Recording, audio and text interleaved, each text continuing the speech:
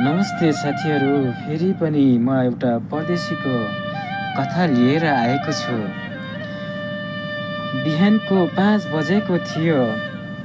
Alarm बज्नुभन्दा अगाडि नै रमेश उठिसकेका थिए। निन्द्रा त उसलाई कहिल्यै पुरा भएन, तर जिम्मेवारी ठुलो थियो। कोठाको कुनामा राखेको सानो झोलाबाट उसले छोराको फोटो निकाल्यो। सानो बाबु मुस्कुराउँदै थियो। उसलाई नदेखेको 3 वर्ष भइसकेको थियो।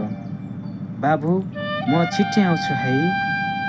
उसको आँखामा आँसु भरियो, तर उसले तुरुन्तै पुछ्यो, किनकि परदेशमा आँसु देखाउने समय कसैसँग हुँदैन। किनकि परदेशमा आँसु देखाउने समय कसैसँग हुँदैन।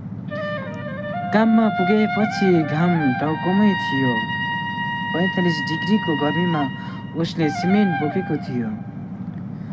पसिना झर्दै थियो, तर उसले थामेन, किनकि उसलाई थाहा थियो त्यही पसिनाले घरमा आमाको औषधि किनिन्छ, छोराको स्कुल फी तिरिन्छ र श्रीमतीको आँखामा आँसु बग्छ।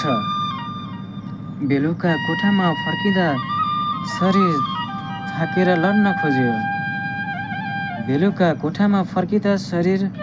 थाकेर लड्न खोज्यो, तर मोबाइल बज्यो। घरबाट फोन आएको थियो।